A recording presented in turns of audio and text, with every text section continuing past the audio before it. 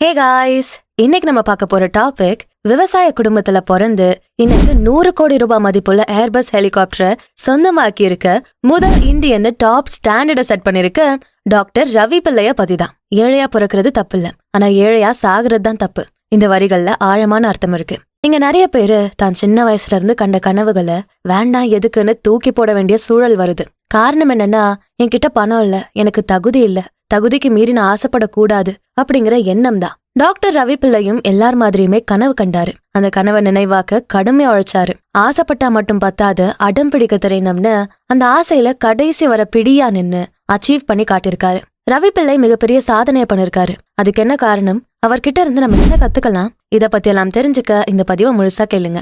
பதிவுக்குள்ள போறதுக்கு முன்னாடி ஆடியன்ஸ்க்கு யூஸ்ஃபுல்லா இருக்கக்கூடிய ப்ரமோஷன் பண்ணணும்னா டிஸ்கிரிப்ஷன்ல இருக்க இன்ஸ்டாகிராம் லிங்க் இல்ல எங்க இமெயில் ஐடி கிளிக் பண்ணி எங்களை காண்டாக்ட் பண்ணுங்க. சில வருஷத்துக்கு முன்னாடி, சரியா சொல்லணும்னா ஒரு 2015ல 55 கோடி ரூபாய் செலவு பண்ணி ஒரு கல்யாணம் நடத்தப்படுது. மண்டபம் மட்டுமே 20 கோடி ரூபாய், 42 நாடுகள்ல இருந்து 32,000 விருந்தாளிகள். இந்த கல்யாணம் 2015 நடத்தப்பட்டுச்சு. ஆனா இப்போ 2024லயும் இது பெரிய தலைப்பு செய்தியா தான் பேசப்பட்டுகிட்டு இருக்கு. இது வேற யார் கல்யாணமும் இல்ல, டாக்டர் ரவிபிள்ளையோட மகள் கல்யாணம் தான். இந்த கல்யாணத்துல கத்தாரை சேர்ந்த பணக்கார குடும்பங்கள் கலந்துகிட்டாங்க. South cinema superstars family எல்லாம் கலந்துகிட்டாங்க. பல பெரிய பெரிய அரசியல்வாதியோட குடும்பங்கள் கலந்துகிட்டாங்க. இந்த கல்யாணத்தோட மணப்பந்தல் பெஸ்ட் ஆர்ட் டிசைனர்னு அவார்டு வாங்கின சபு சிறுலால டிசைன் பண்ணப்பட்டுச்சு. சபு பாகுபலி படத்துல ஆர்ட் டிசைனரா வேலை பார்த்தவரு. இந்த கல்யாணத்தோட வெட்டிங் பந்தல் பாகுபலி செட்டை விட பெருசு. 200 பேர் கொண்ட குழு கிட்டத்தட்ட 75 நாட்களா இந்த கல்யாண மண்டபத்தை டிசைன் பண்ணாங்க. சும்மா கொஞ்ச நிலம் இல்ல, சுமார் 8 ஏக்கர் நிலத்துல இந்த கல்யாண மண்டபம் ரெடி பண்ணப்பட்டுச்சு. போதுமா இது? செம ஷாக்கிங்கா இருக்குல்ல. எப்படி இவ்ளோ காசு? யார் இந்த டாக்டர் ரவிபிள்ளை? டாக்டர் ரவிபிள்ளை துபாயில இருக்க ஒரு Indian businessman, RP group of கம்பெனிஸோட சேர்மன். இப்ப அவருக்கு 70 வயசு இருக்கும். பெரிய குடும்பத்துல பிறந்து ஆஹோ ஓஹோன்னெல்லாம் அவரு வளரல. ஆனா செப்டம்பர் 2021 கணக்கெடுப்பு படி இவரோட நெட்வொர்த் $2.5 பில்லியன். நம்ம இந்திய மதிப்புல சுமார் 20,000 கோடிக்கும் மேல வரும். இவ்ளோ கோடியில வாழறாருன்னா கண்டிப்பா பரம்பரை பணக்காரா தான் இருப்பாருன்னு தோணும். நம்ம மைண்டு இவ்வளவுதான் யோசிக்கும். ஆனா உண்மையிலேயே டாக்டர் ரவிபிள்ளை சுயமா உழைச்சு முன்னேறின ஒரு சிறந்த பிசினஸ்மேன். ராக்ஸ் டு ரிச்சஸ் லிஸ்ட்ல இவரும் கண்டிப்பா ஒரு ஆளு. பிறந்தது விவசாய குடும்பத்துல தான். கேரளால இருக்க கொட்டம் டவுன் தான் பிள்ளையோட சொந்த ஊர். சின்ன வயசுல நிறைய போராட்டங்களை சந்திக்க வேண்டி இருந்துச்சு. வறுமையில ரொம்ப கஷ்டப்பட்டாங்க.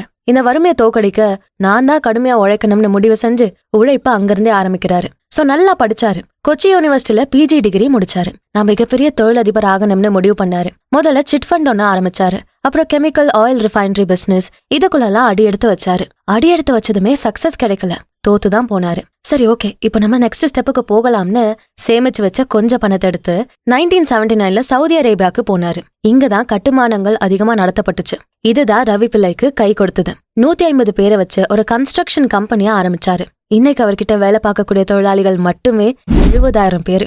சவுதி அரேபியால டாக்டர் ரவிபிள்ளையோட ஆர்பி குரூப் ஆஃப் கம்பெனிஸ்ல தான் அதிக இந்திய தொழிலாளிகள் வேலை பாக்குறாங்க. இதோட நிக்காம லேட்டரா டாக்டரேட் டிகிரியை முடிச்சு டாக்டர்னு ஒரு பட்டத்தை வாங்கிட்டாரு. இதெல்லாம் நம்ம ஈஸியா கேக்குறோம். ஆனா ஒவ்வொரு சூழல்லையும் ரவிபிள்ளை பெரிய போராட்டத்துல இருந்துதான் மீண்டு வந்திருக்காரு. முதல்ல இருந்த கொஞ்சம் பணத்தை வச்சு சவுதி அரேபியா போன ரவிபிள்ளைக்கு அங்க யாரையுமே தெரியாது. அப்பதான் முதல் தடவையா அவர் சொந்த நாட்டை விட்டு வெளிநாடு போறாரு. சரி, கன்ஸ்ட்ரக்ஷன் பிசினஸ் ஆரம்பிக்கலாம்னு பார்த்தா அதை ஸ்டார்ட் பண்றது அவ்வளவு ஈஸியா இல்ல. முதல் 2 வருஷம் ஒருத்தரோட பார்ட்னர்ஷிப் போட்டுதான் ஆரம்பிச்சாரு. ஆனா அந்த பார்ட்னர்ஷிப் பெருசா செட் ஆகல. அதனால நாசர் அல் ஹஜீரி அப்படிங்கிற ஒருத்தரை தன்னோட புது பார்ட்னரா சூஸ் பண்ணி அவரோட சேர்ந்து ஒர்க் பண்ண ஆரம்பிச்சாரு. இந்த பார்ட்னர்ஷிப் செமையா ஒர்க் ஆச்சுன்னே சொல்லலாம். சவுதி அரேபியாலேயே இப்ப நாசர் அல் ஹஜீரி கார்பரேஷன் தான் இன்னைக்கு மிகப்பெரிய ஜெனரல் கன்ஸ்ட்ரக்ஷன் கான்ட்ராக்டர்ஸா இருக்காங்க. 1978ல தான் அல் ஹஜீரி அப்படிங்கிற சின்ன கம்பெனி ஸ்டார்ட் ஆச்சு. அதுல ஜாயின் பண்ண ரவிபிள்ளை 50% பார்ட்னர்ஷிப்ல ஜாயின் பண்ணாரு. அப்புறம் தான் ஆர்பி குரூப் ஆஃப் கம்பெனிஸா ஆரம்பிச்சது. பிரெஞ்சு கம்பெனிக்கு ஏரோப்ளேன் பார்க்கிங் ஸ்பேஸ் பண்ணாங்க. அப்புறம் ரியாத் ஏர்போர்ட் ப்ராஜெக்ட், இப்படி சின்னதா பண்ணாங்க. அடுத்துதான் சவுதி அரேபியால பாலைவன பகுதிகளா இருந்த இடங்கள் எல்லாம் சிட்டியா மாத்திர பெரிய ப்ராஜெக்ட் ரவிபிள்ளை கைக்கு வருது. கொஞ்சம் கொஞ்சமா பெரிய ப்ராஜெக்ட்ஸா எடுத்து growth பார்த்தது ஆர்பி குரூப் ஆஃப் கம்பெனிஸ். அப்போ சவுதி அரேபியா அப்புறம் பக்கத்துல இருக்க மிடில் ஈஸ்ட் பகுதிகள்ல இந்தியர்கள் எல்லாம் வெறும் சமையல்காரங்களாவும் டிரைவர்ஸாவும் இருந்தாங்க. இல்ல தோட்டக்காரர்களா இருந்தாங்க, ஒட்டகம் கூட மேய்ப்பாங்க. இப்படிப்பட்ட இம்ப்ரெஷன் தான் அங்க இருந்துச்சு. கன்ஸ்ட்ரக்ஷன் எல்லாம் பாத்துக்கிட்டது கொரியன் கம்பெனிஸ் தான். இந்திய மக்களால இந்த கட்டுமானங்கள் எல்லாம் பண்ண முடியாதுன்னு மக்கள் சொன்னாங்க. ஆனா ரவிபிள்ளை தான் பண்ண ஒவ்வொரு ப்ராஜெக்ட்லயுமே அவங்களுக்கெல்லாம் பெரிய பதிலடி கொடுக்கற மாதிரி எங்களாலையும் இந்த டெக்னிக்கல் வேலையெல்லாம் பார்க்க முடியும்னு ப்ரூவ் பண்ணி காட்டினாரு.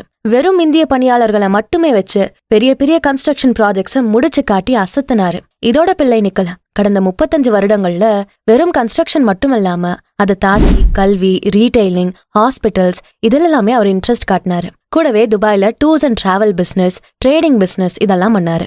பஹ்ரைன்ல இருந்தாலும் தான் சொந்த ஊரை மறக்காம கேரளாலையும் நிறைய இன்வெஸ்ட்மெண்ட் பண்ணாரு. Upasana nursing school, Ravi's hotel and resort, K mall, RP mall இப்படி நிறைய இடங்கள்ல தன்னோட பங்களிப்பை அவர் கொடுத்திருக்காரு. இவரோட வளர்ச்சிக்கு ஏத்த அங்கீகாரமும் கிடைச்சது. 2008ல பிரவாசி பாரதிய சம்மன் அவார்ட் வாங்கினாரு. 2010ல கௌரவமிக்க பத்மஸ்ரீ அவார்டும் வாங்கினாரு. 2011ல பிள்ளை லீலா ரிசார்ட்ஸை வாங்கினாரு. இது கிட்டத்தட்ட 500 கோடி மதிப்பு. லீலா பேலஸோட சேர்மனான நாயர் ரவிப்பிள்ளை பத்தி சில விஷயங்களை சொல்றாரு. நான் முதல்ல 2010ல தான் அவரை பார்த்தேன். அவரை பத்தி எனக்கு அப்ப எதுவுமே தெரியாது. நான் பத்மபூஷன் அவார்டு வாங்க வந்திருந்தேன். அவர் பத்மஸ்ரீ அவார்டு வாங்க வந்திருந்தாரு. அப்பதான் முதல்ல அவர் நான் பார்த்தேன். அந்த அவார்டை வாங்க ரவிப்பிள்ளை 100 பேரோட வந்திருந்தாரு. இப்படி அவரை பத்தி சொன்ன நாயருக்கு ஒரு வருடம் அதுக்கப்புறம் மிகப்பெரிய ஒரு பிரச்சனை வருது.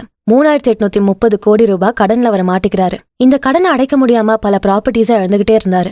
உடனே கடனை அடைச்சாகணும்னு முடிவு செஞ்ச ரவிப்பிள்ளைக்கு கோவலம்ல இருக்க லீலா ரெசார்ட்ஸோட ஞாபகம் வருது. ஆனா அதோட விலை செம்ம ஜாஸ்தி. கம்மியான விலைக்கு அந்த ரெசார்ட்டை விற்க நாயர் விருப்பப்படல. அப்பதான் ரவிப்பிள்ளை நாயர் கிட்ட வந்து நான் அந்த ரெசார்ட்டை வாங்கிக்கிறேன் அப்படின்னு சொல்றாரு. எப்போ பிள்ளை கேரளாக்கு வந்தாலுமே அங்க ஹோட்டல்ஸோட தரம் அவருக்கு பிடிக்கிறது இல்லையா. அதனால நானே சொந்தமா ஒரு ஹோட்டல் வச்சுக்க ஆசைப்படுறேன். சோ நான் அங்க என் ஃப்ரெண்ட்ஸ் அப்புறம் ஃபேமிலியோட தங்கிப்போம். பிளஸ் இந்த ரெசார்ட் பக்கத்துல கடலும் இருக்கு. எனக்கு கடல்னா ரொம்ப இஷ்டம் அப்படின்னு சொல்றாரு ரவிப்பிள்ளை. நேரடியா மும்பைல போய் நாயர பிள்ளை மீட் பண்றாரு. 2 பேரும் டீலுக்கு ஓகே பண்ணாங்க. ஆரம்பத்துல நாயருக்கு கஷ்டமா தான் இருந்தது. ஆனா ரவிப்பிள்ளை அந்த ரெசார்ட்டுக்கு ஏத்த நல்ல அமௌண்ட்டை கொடுத்துதான் அதை வாங்கினாரு. அதனால கொஞ்சம் திருப்தியோட பிள்ளைக்கு அந்த ரெசார்ட்டை கொடுத்ததா நாயர் சொல்றாரு. சோ பிள்ளை எதையுமே குறைச்ச மதிப்பிடல. எல்லாத்துக்கும் ஏத்த மாதிரியான மதிப்பை அவரு கண்டிப்பா கொடுத்திருக்காரு. என்னதான் பிள்ளை இவ்ளோ சக்சஸ பார்த்தாலுமே அவருக்குள்ள ஒரு வருத்தம் இருக்கு. 60 வயசு ஆயிடுச்சு. இனிமே முன்னாடி மாதிரி ஃபுல் இன்வால்வ்மெண்டோட பிசினஸ பார்க்க முடியாது. கொஞ்சம் வேலை தான் என்னால பார்க்க முடியும் அப்படிங்கிற எண்ணம் அவருக்குள்ள இருந்தது. எங்க நம்ம பிசினஸ் அப்படியே போயிடுமோ அப்படிங்கிற லைட்டான பயமா அவருக்கு இருந்தது. சோ தன்னோட பிசினஸ தான் குழந்தைங்க பக்கம் திருப்பினாரு.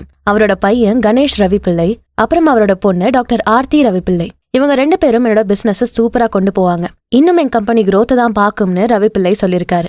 சின்ன வயசுல அவர் பார்த்து வளர்ந்த வறுமைய அவரோட குழந்தைகளுக்கு கண்டிப்பா அவர் கொடுத்திருக்க மாட்டாரு. இருந்தாலுமே தான் எப்படி கஷ்டப்பட்டு மேல வந்தேன் அப்படிங்கறத சொல்லிதான் வளர்த்திருப்பாரு. நான் முன்னாடியே சொன்ன மாதிரி ஏழையா பிறக்கிறது தப்பு இல்ல, ஏழையா சாகிறது தான் தப்பு. இதை ப்ரூவ் பண்ற மாதிரி ஒரு சிறப்பான தரமான சம்பவத்தை ரவிப்பிள்ளை செஞ்சாரு. முதல் இந்தியனா ஏர்பஸ் H145 ஹெலிகாப்டரை சுமார் 100 கோடி ரூபாய் கொடுத்து வாங்கினாரு. அதை வாங்குறப்ப அவருக்கு 68 வயசு. H145 ஹெலிகாப்டர் வாங்கின முதல் இந்தியன்னு எல்லா நியூஸ்லயுமே ஹெட்லைன்ஸ் பறந்தது. இது சாதாரணமான ஹெலிகாப்டர் இல்ல. 2 பைலட்ஸை தாண்டி எக்ஸ்ட்ராவா 7 பேசஞ்சர்ஸ் இதுல பயணிக்கலாம். கடல்ல இருந்து 20,000 அடி உயரம் வரைக்கும் இந்த ஹெலிகாப்டரால போக முடியும். அவ்வளோ உயரத்துல இருந்து ஸ்மூதா கீழே லேண்ட் ஆகவும் முடியும். கோவலம்ல தான் இந்த ஹெலிகாப்டர் ரவிப்பிள்ளைக்கு டெலிவர் பண்ணப்பட்டுச்சு. முதலா இந்தியாவுக்கு வந்தது இந்த ஏர்பஸ் D3 ஹெலிகாப்டர் தான். இதுல மொத்தமே 5 பிளேட்ஸ் இருக்கும். இதை வாங்கினதும் ரவிப்பிள்ளைக்கு டூர்ஸ் எல்லாம் போகணும்னு ஆசை வந்துருச்சு. பல இடங்களுக்கு இதுலயே பயணம் பண்ணாரு. அவர் ஆசைப்பட்ட எல்லா கனவுகளையும் நிஜமா தன்னோட வாழ்க்கையில அவர் நடத்தி காட்டினாரு. ஒரு விவசாயியா ரவிப்பிள்ளையோட அப்பா நிலத்தை உழுது நிலத்தை ஆண்டாரு. ரவிப்பிள்ளை சொந்தமா ஹெலிகாப்டர் வாங்கி வானத்தை ஆண்டாரு. Powerful people create powerful history அப்படிங்கிற வாக்கியத்துக்கு டாக்டர் ரவிப்பிள்ளை மிக சிறந்த உதாரணம். ரவிப்பிள்ளை வெறும் பிசினஸ்ல மட்டும் ஈடுபடல, கடவுள் நம்பிக்கையும் அவருக்கு ஜாஸ்தி. ஒவ்வொரு செப்டம்பர் 2ஆம் தேதியும் ஆந்திர பிரதேஷ்ல இருக்க திருப்பதி டெம்பிளுக்கு முக்கியமான உதயஸ்தமன பூஜை செய்யறதுக்கு அவர் வருவாராம். உலகத்தோட எந்த பகுதியில இருந்தாலும் சரி, செப்டம்பர் 1ஆம் தேதி நைட்டே திருப்பதியில லேண்ட் ஆகிடுவாராம். காலையில 4 மணிக்கு எழுந்து முதல் வேலையா கோவிலுக்கு போவாராம். உதயஸ்தமனா அப்படிங்கிறது இரவோட கடைசி பகுதியில இருந்து விடிகிற பகுதி வரை இருக்கும். இந்த நாள் முழுக்க ஒரு பக்தன் கடவுளை தொழணும். இந்த பூஜை நடக்கக்கூடிய இடத்துல வெறும் 5ல இருந்து 7 பேர் மட்டும்தான் அனுமதிக்கவே படுவாங்க. இன்னைக்கு புக் பண்ணிட்டு நாளைக்கெல்லாம் அங்க போக முடியாது. கிட்டத்தட்ட 10 வருடங்களுக்கு முன்னாடி புக் பண்ணி வெயிட் பண்ண ஆளெல்லாம் இருக்காங்க. செப்டம்பர் 2 ரவிப்பிள்ளையோட பிறந்த நாள். அவர் 30 வருடங்களுக்கு முன்னாடியே இந்த நாள்ல தான் பூஜை அட்டன் பண்றதுக்காக புக் பண்ணாராம். அப்போல இருந்து இப்போ வரைக்கும் ஒவ்வொரு வருஷமும் இந்த பூஜையை தவறிடாம அவர் செய்வாராம். நான் என்னோட வாழ்க்கையில அச்சீவ் பண்ண எல்லாமே என்னோட ஹார்ட் ஒர்க்னாலையும் கடவுளோட ஆசீர்வாதத்தினாலையும் தான். இது 2ம் இல்லைன்னா என்னால எதுவுமே செஞ்சிருக்க முடியாதுன்னு ரவிப்பிள்ளை சொல்றாரு. சோ ஒரு மிகப்பெரிய கடவுள் பக்தனாவும் இருந்திருக்காரு ரவிப்பிள்ளை. ரவிப்பிள்ளையோட இந்த ரேக் டு ரிச்சஸ் கதையில இருந்து நம்ம நிறைய பாடங்களை கத்துக்க முடியும். நம்பர் 1, தொழிலதிபர் ஆகணும் அப்படிங்கிற வெறி.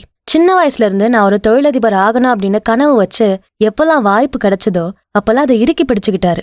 ஆரம்பத்துல கொஞ்சம் மாடஸ்டா தான் ஸ்டார்ட் பண்ணாரு. படிப்படியா தன்னோட கடின உழைப்பு, தெளிவா முடிவெடுக்கிற டேலண்ட், தொலைநோக்கு பார்வை இது எல்லாத்தையும் வச்சு பிசினஸா இல்ல மிகப்பெரிய சாம்ராஜ்யத்தையே அவர் உருவாக்குனாரு. நம்பர் 2, ரிஸ்க் எடுக்கிறது, அப்புறம் இன்னோவேட்டிவா சிந்திக்கிறது. டாக்டர் ரவிபிள்ளை இங்க இந்தியால தான் முதல்ல பிசினஸ் பண்ணாரு. ஆனா அது கை கொடுக்கல. நிறைய பிரச்சனைகளை சந்திச்சாரு. சோ சேமிச்சு வச்ச கொஞ்சம் காசு எடுத்துக்கிட்டு யாருமே தெரியாத நாட்டுக்கு தனியால பயணம் செஞ்சாரு. ரிஸ்க் எடுப்போமே, புதுசா நம்மள எதையாவது கத்துப்போமேன்னு தாமால வச்சிருந்த நம்பிக்கையில போனாரு. அங்க போய் அவரு தோக்கல. அவரோட நம்பிக்கை அவரை தோக்க விடல.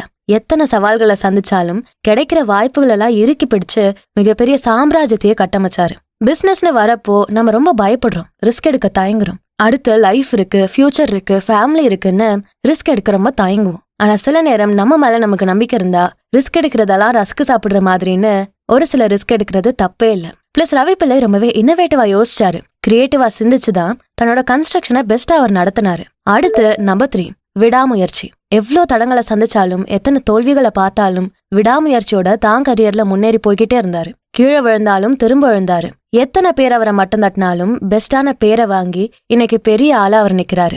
விடாமுயற்சியோட எல்லா சூழல்லையுமே செயல்பட்டு கீழே எத்தனை தடவை விழுந்தாலும் எழுந்திருச்சு நிக்கிறது தான் நம்ம சக்சஸ்க்கான பேஸ்மெண்டா இருக்கும். அடுத்து நம்பர் 4, குளோபலா பார்த்தாரு. தான் பார்வையை சுருக்காம தொலைநோக்கு பார்வையோட செயல்பட்டாரு. இந்தியாவை மட்டும் பார்க்காம இன்டர்நேஷனல் லெவல்ல எல்லாத்தையுமே பார்த்து தனக்குன்னு பெரிய மார்க்கெட்டை பில்ட் பண்ணிக்கிட்டாரு. எல்லாத்துலயுமே இன்வெஸ்ட் பண்ணாரு. சுத்தி இருக்க எல்லா இடங்கள்லயும் பிசினஸ வளர்த்துக்க தான் பார்த்தாரு. அடுத்து நம்பர் 5, சமூக பொறுப்பு. டாக்டர் ரவிபிள்ளை பெரிய அளவுல சக்சஸ் பார்த்தாலும் சமூகத்துக்குன்னு தன்னோட பங்களிப்பு அவர் கொடுத்தாரு. கல்வி, உடல் நலம்னு நிறைய விஷயங்கள்ல தன்னோட பங்களிப்பை கொடுத்தாரு. நிறைய சேரிட்டிஸ் கொடுத்திருக்காரு. நிறைய உதவிகளை செஞ்சிருக்காரு. இந்த சமூகத்துல இன்ஸ்பிரேஷனா வாழ்ந்தது மட்டும் இல்லாம பாசிட்டிவான தாக்கத்தை அவரு ஏற்படுத்தியிருக்காரு. சமூகத்துக்கான நிறைய பொறுப்புகளை ஏத்துக்கிட்டு பங்களிப்பை இப்பவுமே அவர் கொடுத்துக்கிட்டு தான் இருக்காரு. அடுத்து நம்பர் 6, தலைமைத்துவம். டாக்டர் ரவிபிள்ளைக்கு கீழே பெரிய டீம் இயங்கிட்டு இருக்கு. மொத்த டீமையும் ஒரு ஆளா தலைவனா நின்னு அவர் வழி நடத்திக்கிட்டு இருக்காரு. இந்த பிசினஸ் சாம்ராஜ்யத்தை உருவாக்கி வளர்ச்சியை பார்த்ததுக்கு அவரோட டீம் பில்டிங் கெப்பாசிட்டியும் லீடர்ஷிப் ஸ்கில்லும் தான் முக்கிய பங்கு வகிச்சிருக்கு. ஒரு நல்ல தலைவனா நின்னு வழி நடத்தலனா அந்த டீம்ல உள்ளவங்க சரியா வேலை செஞ்சிருக்க மாட்டாங்க. பிசினஸ்ல இந்த growthமே பண்ணிருக்க முடியாது. தலைவனோட கட்டளைக்கு ஏத்த மாதிரி டீமுக்குள்ள ஒண்ணா இணைஞ்சு செயல்பட்டாங்க. அதனாலதான் பெரிய அளவுல சக்சஸ பார்க்க முடிஞ்சிருக்கு. டாக்டர் ரவிபிள்ளையோட இந்த வெற்றி கதை நமக்கு பல பாடங்களை கத்துக் கொடுத்திருக்கு. விவசாய குடும்பத்துல பிறந்து 100 கோடி மதிப்புள்ள ஹெலிகாப்டரை முதல் இந்தியனா வாங்க முடியுதுன்னா அப்ப எல்லாருக்குள்ளயுமே அந்த திறமை இருக்குதான். அதை யூஸ் பண்ணிக்க நம்ம தான் யோசிக்கிறோம். இப்ப இருக்க எல்லா தொழிலதிபர்களுக்கும் தலைவர்களுக்குமே டாக்டர் ரவிபிள்ளை மிகப்பெரிய இன்ஸ்பிரேஷன் தான். டாக்டர் ரவிபிள்ளையோட கடுமையான உழைப்பும் சிந்தனை திறனும் அடுத்தவங்களுக்கு உதவணும் அப்படிங்கிற எண்ணமும் தான் ஆசையை அடையணும் அப்படிங்கிற வெறியும் அவர் நினைச்சதை விட இன்னைக்கு பெரிய நிலையை அவரை அடைய வச்சிருக்கு. நாமளுமே வாழ்க்கையில பெரிய அளவுல கனவு காணணும். இங்க எதுவுமே தகுதியை டிசைட் பண்ண போறதில்ல. மனுஷனுக்குள்ள இருக்க திறமை தான் இங்க எல்லாத்தையுமே டிசைட் பண்ணும். சோ நம்பிக்கையோட உங்களை நம்பி உங்க கனவு அடையிற பயணத்துல சந்தோஷமா பாசிட்டிவிட்டியோட பயணிங்க. டாக்டர் ரவிபிள்ளையோட இந்த ராக்ஸ் டு ரிச்சஸ் ஸ்டோரி பத்தி நீங்க என்ன நினைக்கிறீங்க? அவர்கிட்ட எந்த விஷயம் உங்களுக்கு பிடிச்சிருந்தது? இதை பத்தின உங்களோட கருத்துக்களை கமெண்ட் செக்ஷன்ல பதிவு பண்ணுங்க. இந்த வீடியோ உங்களுக்கு பிடிச்சிருந்தா ஞாபகமா இதுக்கு ஒரு லைக்கை போட்டுட்டு உங்க ஃப்ரெண்ட்ஸ் அண்ட் ஃபேமிலிக்கு ஷேர் பண்ணுங்க.